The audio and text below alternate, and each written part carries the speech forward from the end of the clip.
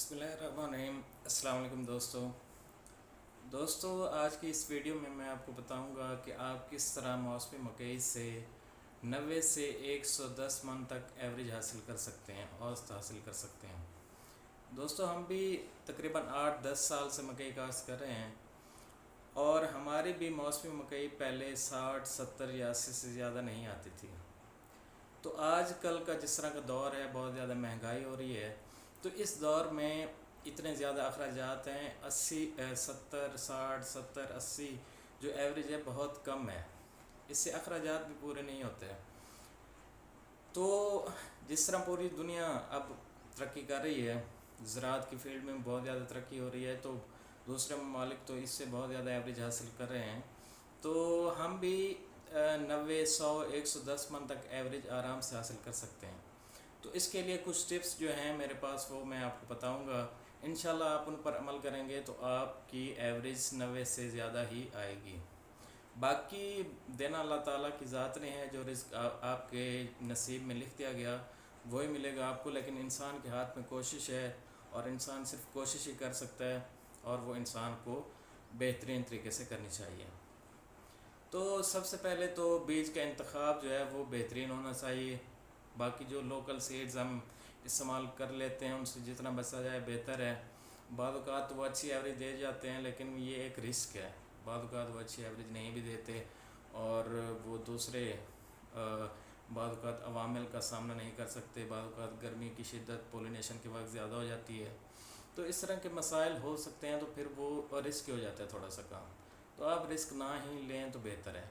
तो बीज के इंतखाब के हवाले से मैं एक वीडियो पहले बना चुका हूँ, तो वो उसका लिंक मैं आपको डिस्क्रिप्शन में दे दूँगा। आप वो वीडियो ज़रूर देखिएगा, उसमें आपको बता दिया जाएगा, मैंने बताया हुआ है कि आपको कौन सा सीड जो बेहतरीन है मौसमी मकई के लिए और कौन सा सीड हमें काश्त करना चाहिए।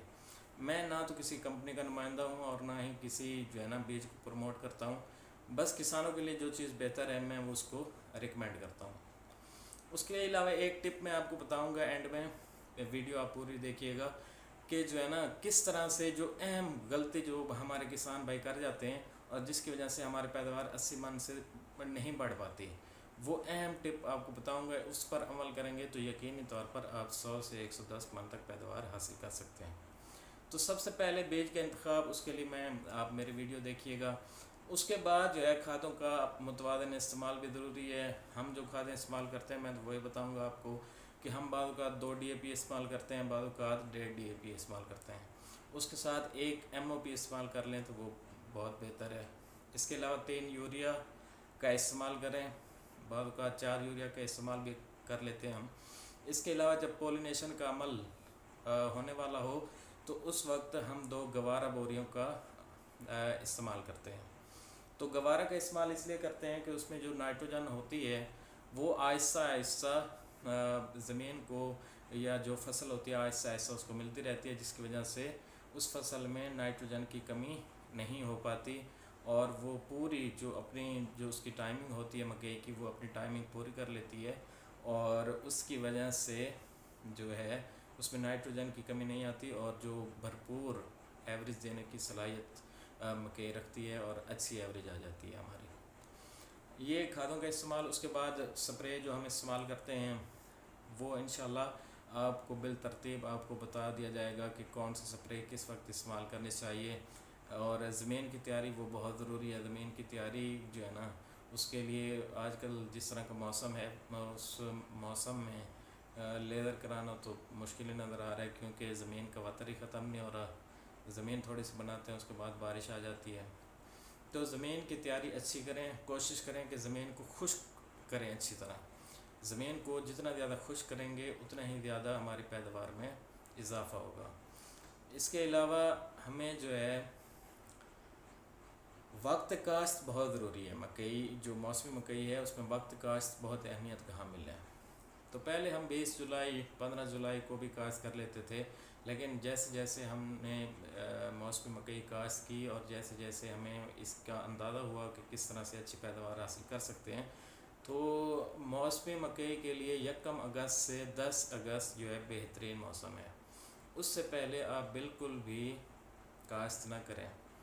क्योंकि उससे पहले जो अगर काश्त करेंगे तो बाद औक़ात जब पोलिनेशन का अमल होता है तो इस वक्त गर्मी इतनी ज़्यादा होती है कि वो पोलिनेशन का अमल मुतासर होता है।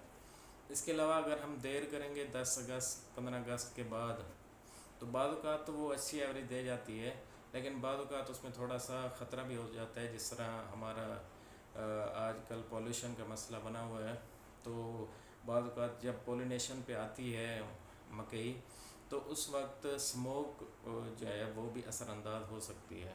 तो एक साल मेरे साथ ऐसा हुआ कि मैंने थोड़ा सा लेट किया, 15-16 अगस्त को काश्त की। तो जब पोलिनेशन का वक्त आया तो उस वक्त स्मोक ऊपर से बहुत ज़्यादा हो गया, 8-10 दिन तो सूरज निकला ही नहीं। तो जिसकी वजह से वो जो पोलिनेशन का अमल मुतासर हुआ और जो बीज वो जो है सही तरीके से नहीं बन पाया, पोलिनेशन का अमल भरपूर तरीके से नहीं हो पाया, जिसकी वजह से पैदावार बहुत ज़्यादा मुतासर हुई। इसके अलावा जब जो है मकई तैयार हो जाती है ना, अब ये अहम पॉइंट है जो मैं आपको बताना चाहता हूँ कि हम जो है 1 अगस्त को या 15 जुलाई 20 जुलाई 25 जुलाई को काश्त करके पहले क्या करते थे, 11वें की यानी नवंबर की 15 तारीख को या उससे पहले या उसके थोड़ा सा बाद हम उसकी कटाई कर लेते थे मकई की। तो जब मकई की कटाई कर लेते थे तो उसको पूरा जो टाइम है वो नहीं मिल पाता था, तो हम घास वालों से 5-7 हज़ार बचाने के लिए कटाई तो कर लेते थे, लेकिन उसमें 20 से 25 मन एवरेज का फ़र्क पड़ता था। वो 60 मन आती थी, 70 मन आती थी। तो फिर आहिस्ता आहिस्ता हमने जो है ना तजर्बा से सीखा कि इस मकई को थोड़ा सा मज़ीद वक्त देना चाहिए। तो फिर हमने जो है दिसंबर में इसकी कटाई जो है कराना शुरू कर दी, तो उसकी एवरेज में बेहतरी आई। तो पिछले 2-3 सालों में हम क्या कर रहे हैं कि हम जो है 12वें की 20 के बाद यानी दिसंबर की 20 के बाद या बाद का जनवरी भी लग जाता है, यानी जनवरी की स्टार्ट में, उस वक्त हम जाके कटाई कराते हैं जब वो मुकम्मल तौर पर जो उसका टांडा होता है, जो मकई का टांडा होता है, वो बिल्कुल खुश्क हो जाता है। जब मकई का टांडा बिल्कुल खुश्क हो जाता है तो फिर हम पैसे देकर उसकी जो है ना कटाई कराते हैं। 5-6 हज़ार का कोई नहीं है, लेकिन 20-25 जो मन एवरेज है वो अच्छी खासी अमाउंट बन जाती है। और बाद लोग जो है ना गंदम को काश्त करने के लिए इसमें जल्दी कर देते हैं कि हमने गंदम काश्त करने, गंदम लेट हो रही है। तो अगर हम गंदम काश्त ना भी करें तो जो है ना 20-25 मन का नुकसान ऐसे समझ लें 50 हज़ार का नुकसान है। तो 50-60 हज़ार का नुकसान करके हम जो है ना गंदम के लिए, गंदम भी बाज़ इतनी अच्छी एवरेज नहीं देती, 30-32-35 मन, तो वो जो है हम 50 हज़ार का उसकी वजह से नुकसान कर लेते हैं। तो कोशिश करें जो 1-2 एकड़ जो आपने गंदम काश्त करनी है उसकी कटाई थोड़ा पहले कर लें, बाकी की कटाई आप जो है 12वें की 15-20 के बाद कटाई करें और भरपूर टाइम दें, मुकम्मल टाइम दें मकई को। और जब वो अच्छी तरह खुश्क हो जाए, उसके टांडे अच्छी तरह खुश्क हो जाएं, उसके बाद उसकी कटाई कराएं। और उसकी कटाई करा के हम क्या करते हैं कि उसको इकट्ठा ढेरी की शक्ल में रख देते हैं। तो उस वक्त उसका मॉइस्चर होता है 20, 22, 23 इतना मॉइस्चर होता है। तो उतने मॉइस्चर में जो व्यापारी हजरात हैं, जो रेट चल रहा होता है, मिसाल के तौर पे 2000 रेट चल रहा है, तो वो हमें 1800 देता है। तो 1800 में जब देता है तो वो एवरेज हमारी 105-7 मन आ जाती है, क्योंकि एक तो उसको टाइम पूरा मिला होता है और दूसरा उसमें थोड़ा सा मॉइस्चर भी होता है। तो 105-7 मन 110 मन तक हमारी एवरेज बन जाती है। तो जब हम उसके पैसे बनाते हैं 105 मन के 1800 के हिसाब से, तो अगर 2000 के हिसाब से बेचें और बिल्कुल खुश करके बेचें और 11 की 15 तारीख को जो है ना नवंबर की 15 तारीख को अगर हम कटाई कर लें तो हमारी एवरेज बनेगी